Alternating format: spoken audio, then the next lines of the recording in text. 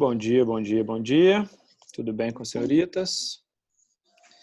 Moçadinha, seguinte, nossa aula de hoje é uma aula fenomenal. Sabe sobre o quê? Sobre pinturas e arte. Ah, Sani, presta atenção. Não é pintura de rosto, entendeu? Não é arte de maquiagem, certo? É a arte dos maiores pintores que a humanidade já viu. Olha só, sinistro, certo? Eu vou projetar aqui para vocês a apostila aqui, ó, mas eu queria que vocês abrissem ela para mim, por favor, para vocês verem de pertinho na página 132, beleza? Dá para achar aí e para a gente poder analisar todos esses pensadores e todas essas obras, o que eles significam, certo? Primeira coisa que eu queria chamar a atenção para vocês é a seguinte. Vocês já viram essa pintura aí que está aparecendo? Que a gente chama de Mona Lisa? Eu já vi a Mona Lisa Mônica. Mona Lisa tá aí do lado, não tá? Ela aqui, ó. É. Tá até aí. Essa pintura, galera, ela é considerada... Peraí, tem mais gente entrando. Essa pintura, ela é considerada uma das pinturas mais perfeitas do mundo. Certo? E nessa aula de hoje, gente... Bom dia. E nessa aula de hoje, Otávio, já chega abrindo aí, ó, 132 na apostila. Eu estou compartilhando, mas para vocês verem de pertinho. Essas pinturas são vários os artistas. Quer ver? Ó, deixa eu ver se vocês já viram falar no nome deles. Vocês estão ligados nos Tartarugas Ninjas? Já viram falar nas Tartarugas Ninjas? Já, né? As Tartarugas Ninjas, elas são uma homenagem a esses pintores renascentistas. Certo? Quem são esses pintores? Ó, Leonardo da Vinci, Michelangelo, Rafael e Donatello. Estão ligados esses 4 nomes das Tartarugas Ninjas? Todos esses nomes são nomes de pintores ou escultores desse período. Sacou? É uma homenagem aí que o desenho fez para esses grandes artistas. E o que eles vão trabalhar? A nossa aula de hoje, o capítulo 12 de vocês, analisa exatamente isso. Sabe por quê? Essa galera, olha só, esses pintores, vocês estão lembrados na aula passada que eu expliquei para vocês, aula de quinta-feira, que eu expliquei para vocês como é que o livro começou a ser produzido? O livro virou uma máquina e ele começou a ser produzido muito mais rápido. E quando ele começou a ser muito mais produzido, as pessoas começaram a ter mais conhecimento. O que esses pintores vão fazer é isso. Olha que legal, olha que legal, olha que legal, olha que legal. Esses caras, esses artistas, principalmente esses 4, Leonardo, Michelangelo, Rafael e Donatello, certo? Peraí, deixa eu só salvar a minha aulinha passada aqui, que agora que ficou pronto. Para eu postar lá no grupo depois. Só um minuto. Esses 4 pintores, galera, o que eles vão fazer é usar todo esse conhecimento, usar toda essa situação de um jeito de pensar diferente para mudar a arte. Aí você sabe o que é o legal? O jeito que eles mudam a arte muda o estilo de vida. Sacou? Olha que doido. Ó, quer ver? Eu tinha comentado isso com vocês na semana passada. Vocês lembram que eu falei que vocês têm um pensamento diferente dos pais de vocês, dos avós, porque vocês têm, por exemplo, já nasceram lá usando o telefone celular, já estão conectados, já estão no Wi-Fi e tudo mais? Vocês acham que dá para a gente considerar o aparelho do telefone, o jeito que ele é feito, o tamanho, o estilo de tela, como um objeto de arte? Para pensar, Aninha. Vocês acham que, tá ligado lá o dono da Apple, o presidente da Apple, você acha que ele ia deixar alguém fazer um celular de qualquer jeito? Ou ele se preocupa com o jeito que o telefone vai ser, a posição em que a câmera vai ocupar, o jeito que a tela dele vai usar a borda infinita, se vai ter a tela inteira, o vidro inteiro ocupando o aparelho, se vai vir com capinha, sem capinha, e se vai ter onde que vai ser o botão de volume. Vocês concordam que tudo isso daí é pensado para ser um negócio bonito? É pensado para ser um negócio que atrai as pessoas? Certo? Sim. E aí, olha só, quando esse telefone celular, quando esse fone de ouvido, ele tem todo um design. Vocês já viram os fones de ouvido da Apple, aqueles pequenininhos que não tem fio e tudo mais, todo estilosinho. Aquilo ali é considerado um objeto artístico. E olha só, quanto mais as pessoas consumirem, quanto mais as pessoas virem aquele objeto, tiverem aquilo, mais elas vão usar isso para mudar o seu mundo. Concordam? Se você acha o telefone celular bonito, se você acha o fone de ouvido bonito, se você se atrai por aquilo, você compra, você usa, e ao usar o telefone celular, você pensou coisas diferentes, não pensou? Você teve mais informação, você teve mais conhecimento. Então, olha só, qual é a sacada da nossa aula de hoje? Presta atenção. Ó, sacada, hein? Maria Elisa, presta atenção no avô, não, menino. Ó, foca, isso. Volta. Qual é a sacada? Esses pensadores, esses artistas que eu citei, Leonardo da Vinci, Michelangelo, Rafael e Donatello, querem mudar o pensamento das pessoas. Certo? Querem atrair o pensamento das pessoas para um pensamento mais racional. O que é aquele pensamento racional? Ó, eles querem que as pessoas sejam antropocêntricas. Vocês estão lembrados dessa aula que tinha diferença do teocentrismo para o antropocentrismo? Antropocentrismo, galera, é o pensamento que eles querem que as pessoas pensem nas coisas, que as pessoas busquem novas explicações, que as pessoas façam ciência. Certo? O teocentrismo, que era aquele pensamento que tudo era explicado por Deus, as pessoas não precisam pensar. Sacou? Por quê? Porque se você colocar a culpa de Deus ou colocar a situação de Deus em tudo, você precisa pensar muito? Não, você fala o seguinte, ó, opa, tá acontecendo uma pandemia, por que aconteceu a pandemia? Deus quis. Opa, acharam a cura, por que alguém foi curado? Deus quis. Nossa, fulano morreu muito novo, o que será que foi a causa da morte? Não quero saber, Deus quis. Você precisou pensar em alguma coisa? Não. Certo? Você apenas seguiu o pensamento da religião, que era muito forte. O que esses renascentistas querem? Que as pessoas raciocinem, que as pessoas procurem novas explicações. E para buscar esse novo conhecimento, aí que está a sacada. Sabe o que eles vão usar? As obras de arte.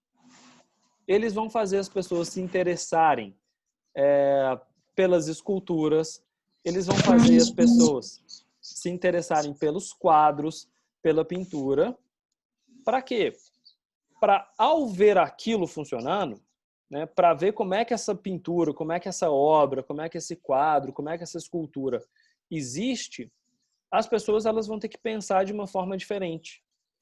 E ao pensar de uma forma diferente, elas estão pensando com o conhecimento. Sacaram? Então é por isso que essas obras que a gente vai analisar hoje, elas são importantíssimas. Por quê? Porque elas vão mostrar para as pessoas, elas vão mostrar para a humanidade como é que elas foram criadas usando um monte de conhecimento. Aí, sabe por que essa pintura da Mona Lisa é considerada super famosa? Mas ela é muito famosa, ela é muito famosa. Hoje, ó, só para vocês terem uma noção, ela é uma obra de arte que o valor dela, você sabe quanto que ela custa? Vocês fazem ideia de quanto que ela custa? O preço desse quadro? Ani, olha esse número, presta atenção, se liga. O preço dela é impagável. Oi?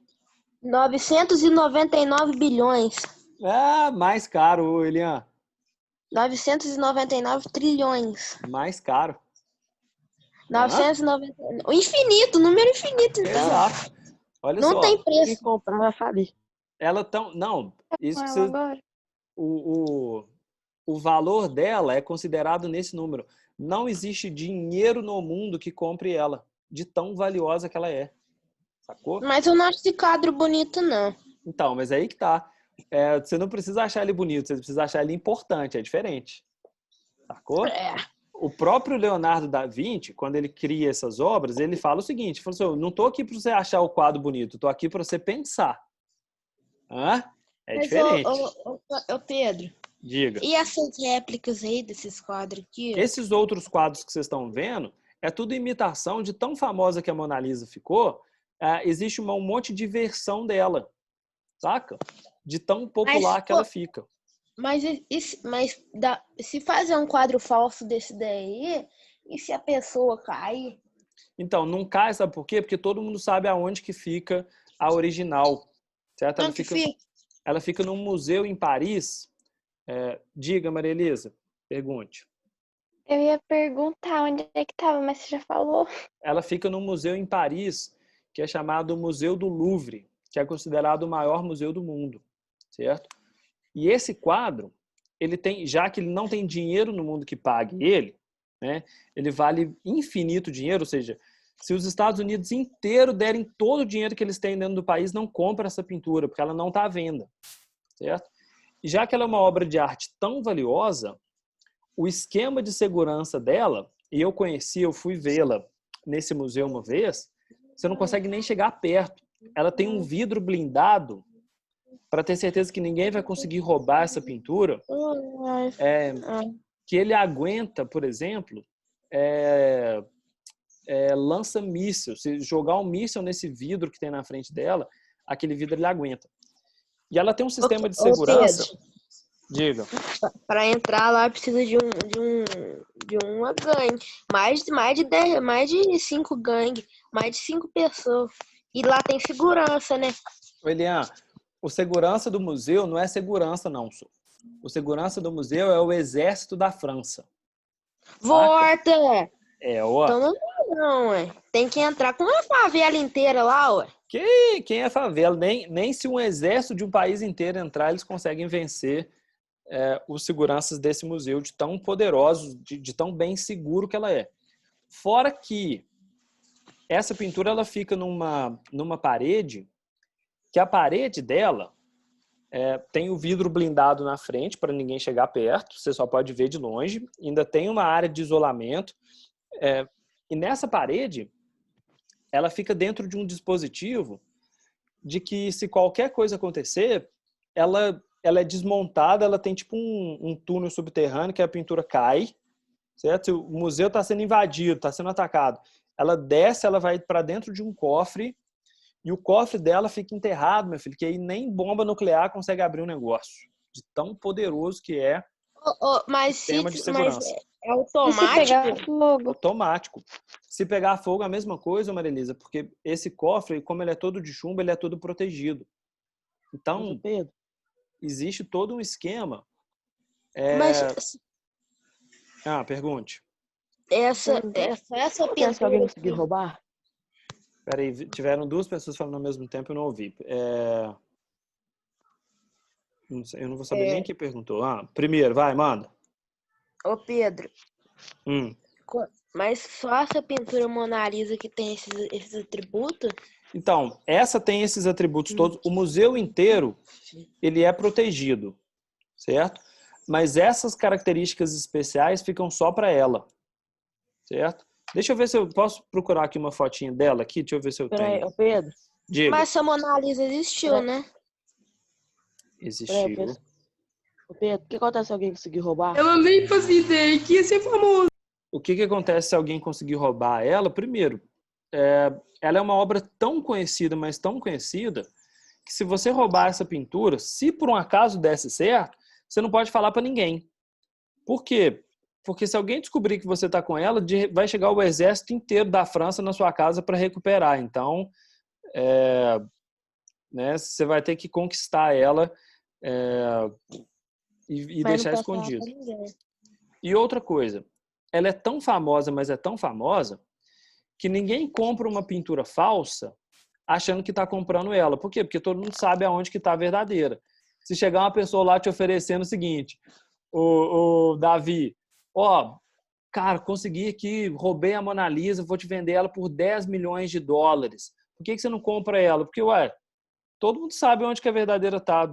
Não tem jeito de você falsificar ela, entendeu? Todo mundo sabe que qualquer obra ali vai Se ser eu fosse falsificada. dono, ô Pedro, se eu fosse dono dessa pintura, eu vendia por 999 bilhões. Ó, se liga, tá vendo aí?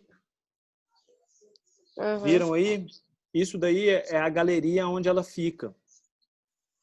Tá vendo tá vendo que na frente dela tem um vidro, Uhum. certo? Essa foto aí, ó, eu que tirei e eu custei para chegar perto desse lugar de tanta gente que tinha. Tem uma fila Sei lá, Pedro. para você poder, tem uma fila para você poder chegar ali. Aí vocês estão vendo que atrás dela, quer ver, ó? Ah, não dá para Você foi ver. lá, Pedro? Eu fui lá uma vez. E Não, já tenho tempo. você foi na Anos. França? Eu Fui na sabia, França. não. Você visitou a Torre de Ah, não, Paris, né? França. A Torre Eiffel fica lá nessa cidade. Se liga, presta atenção. Vocês estão vendo que ela tem esse bloco aí atrás dela inteiro, ó? Tá vendo essa estrutura que parece um quadradão? Aquilo ali, se acontecer algum incêndio, se acontecer algum ataque, alguma invasão, essa pintura ela entra para dentro daquilo ali na hora e ela desce para dentro desse cofre e o sistema de segurança é impossível de chegar perto, certo? Aí você sabe o que eu fui descobrir? Quando eu conheci essa pintura, quando eu fui dentro desse museu e estava com esse monte de gente, eu estava com uma amiga que ela era francesa, ela era de Paris, ela que me levou.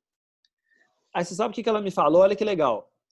Que para ter certeza que ninguém vai tentar fazer nada com esse quadro, tem um monte de gente que está aí no meio desse povão todo aí tirando foto e tudo mais, que é policial do exército francês escondido, fingindo que é turista, saca? Nossa, Pra quê? Pra se você tentar alguma coisa, Eu já tinha pensado nisso. eu se também. você tentar alguma coisa, a pessoa tá lá e tchum, já te impede na hora, sacou? Nessa Mas, ô, foto não Pedro, tá dando pra ver os seguranças, mas é cheio de segurança na lateral, embaixo do quadro. Mas Pedro. o policial pode ser esse homem de branco aí, ó. Não, não dá pra você saber quem que é o William, isso que é o legal.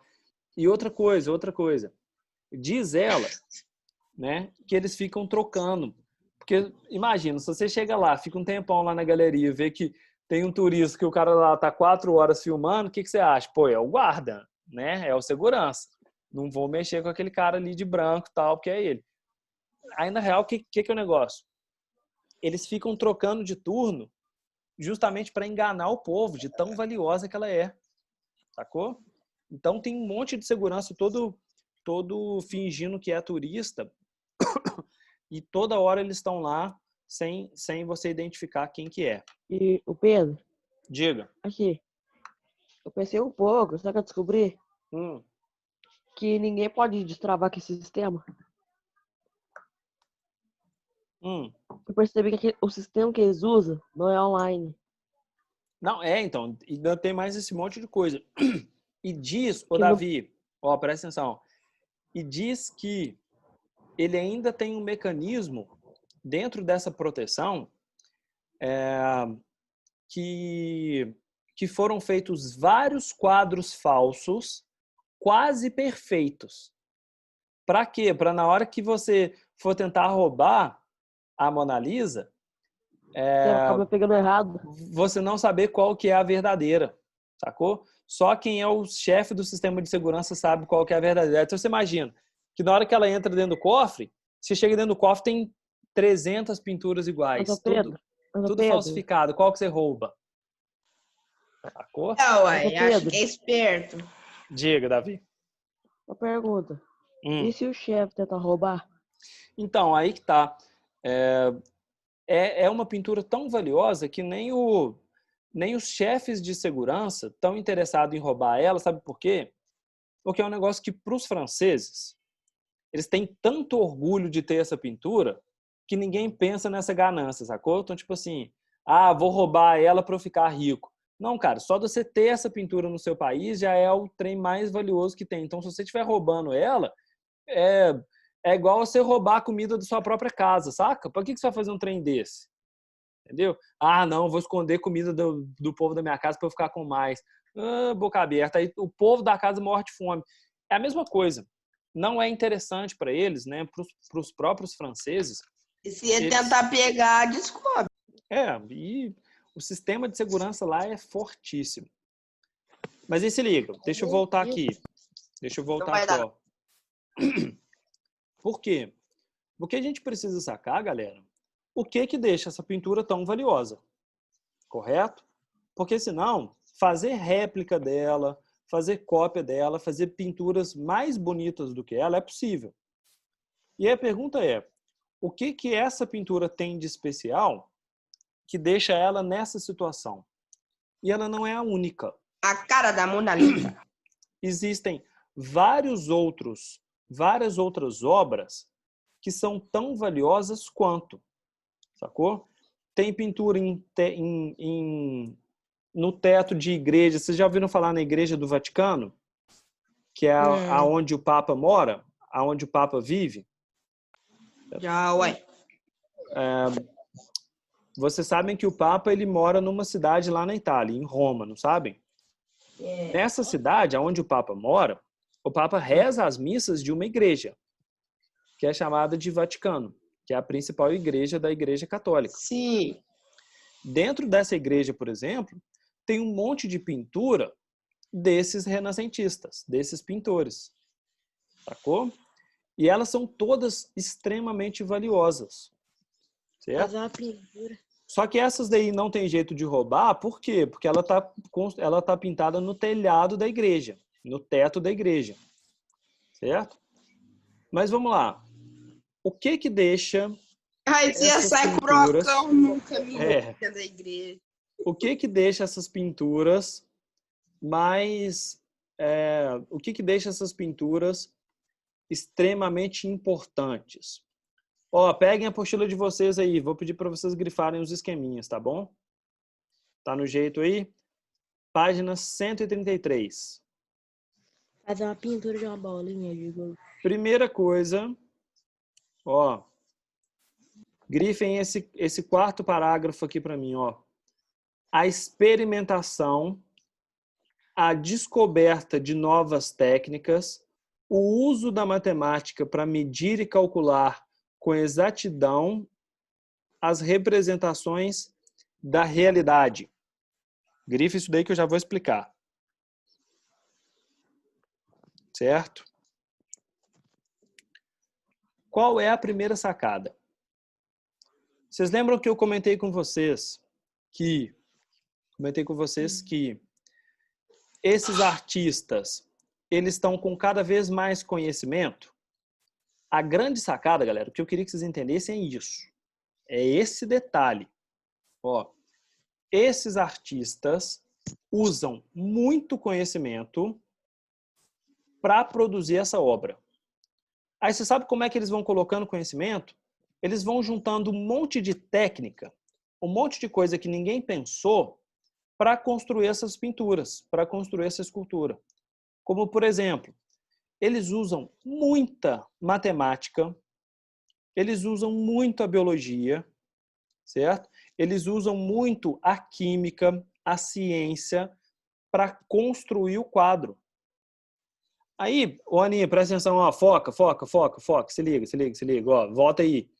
Começou a viajar ali pro canto, presta atenção. Se liga, você também, dona Maria Elisa. Nossa senhora, acorda. Qual é a jogada? Esses artistas, eles entenderam que eles querem fazer as pinturas perfeitas, certo? E para você fazer uma pintura perfeita, para você fazer uma obra perfeita, você tem que saber, olha isso, olha como é que os caras são sinistros. Se liga, Filipão, olha essa, que essa daí é pesada. Essa é pesada. Se liga. Para você conseguir pintar uma pessoa perfeita, um quadro de uma pessoa perfeita, você precisa saber como é que a pessoa funciona. Como é que o corpo da pessoa funciona. Certo? Parece fácil um negócio desse. Ah, vou lá, vou pintar o nariz, vou pintar a boca, vou pintar a orelha, o olhinho dela, papapá, faço um cabelinho mais ou menos, tá pronto. Ô, Filipão, não é assim que funciona.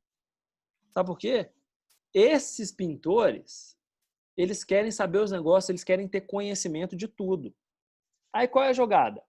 O cara, ele quer saber como é que ele faz para pintar um sorriso. Sacou? Vamos lá, pintar o sorriso. Pintar o sorriso não é pegar lá, botar uma boca na boca aberta da artista lá, que esse trem feio, avacalhado, não, velho. Aí sabe o que o cara tem que fazer? Ele tem que fazer o seguinte, olha, como é que o músculo da pessoa funciona quando ela tá rindo? Sacou? Opa, se o músculo dela tá sorrindo, significa que dá um sorriso aí pra câmera, só pra vocês sacarem.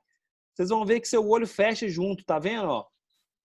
É sorriso, não é essa careta feia, esquisita aí, não. Nossa senhora. Não, estragou minha live. Estragou minha live. Teve uns boca aberta ali que estragaram o negócio.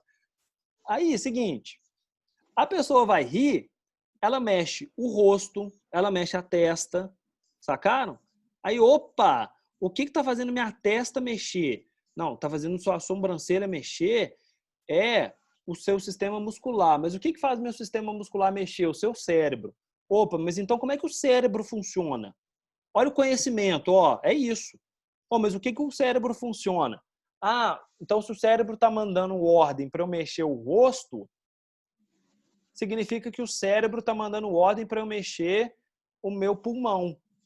E aí, a minha artista ela vai estar respirando ou ela vai estar inspirando? Então eu preciso saber como é que o pulmão funciona. E aí, e o olho? Ela vai estar olhando para onde? Então, precisa saber como é que o olho funciona. Tá. Ô, Felipe, aí que é o sinistro. Sabe o que esses pintores vão fazer? Eles vão comprar cadáver. Eles vão comprar corpo de gente morta. Volta! Para começar a fazer experiência médica. Para quê? Volta. Ué, se eu preciso saber como é que o pulmão funciona, certo? Eu preciso ver um pulmão. Sacou? Para eu saber como é que o coração da pessoa tá batendo, eu preciso saber como é que o coração dessa pessoa funciona. Sacou? Para eu falar como é que o olho dela vai estar posicionado, eu preciso saber como é que o olho, saca? E eles começam a abrir cadáver para estudar o corpo humano. Aí sabe o que é legal? A gente acha hoje esquisito, né, Elian? Tá. Esse trem tá meio estranho. Tá meio estranho. Se não fossem esses pensadores, não ia ter a medicina. Porque sabe quem que foi as primeiras pessoas a pesquisarem sobre como é que funciona o cérebro, como é que funciona o coração, como é que funciona o pulmão, como é que funciona a doença, como é que funciona a veia, o sangue? Foram eles. Aí, para poder fazer uma pintura perfeita, esses caras eles tiveram que estudar tanto a biologia, tanto o corpo humano, que eles começaram a pesquisar e falaram o seguinte, opa, não, então peraí. Se eu estou vendo que o intestino funciona dessa forma, se eu estou vendo que o coração funciona desse jeito, que o músculo funciona desse jeito, que o cérebro é assim, que a língua está cheia dessas bolinhas aí para sentir o sabor, então significa que a doença das coisas, na hora que ela afeta o coração, não é culpa só de Deus. É culpa de uma bactéria que está entrando lá, que é um micro-organismo pequenininho. Opa, então quer dizer que a língua desse cara que está toda roxa, e o que está deixando a língua desse jeito? O padre falou que Deus quis que ele morresse de uma hora para outra. Mas agora, quando a gente está pesquisando sobre esse corpo humano, a gente sacou que, a gente sacou que quando ele fica comendo comida que cai no chão sem lavar, cheio de bactéria, aquilo ali traz uma doença para a língua do cara que causa uma infecção que leva o cara à morte. Opa, vocês sacaram que isso aí tem uma diferença muito grande para explicar as coisas? Existe uma explicação que foi a morte causada por Deus, existe uma explicação que foi a morte causada por uma doença que a pessoa contaminou ao comer uma comida que caiu no chão, que está suja, que está podre. Aí o que os renascentistas vão começar a falar? Ô, galera, presta atenção, não fica comendo coisa do chão, certo? Não fica comendo, não fica bebendo água sem filtrar. A doença do coração ela é causada por isso. Ah, mas como é que você sabe? Os caras estudaram, sacou? Os caras raciocinaram.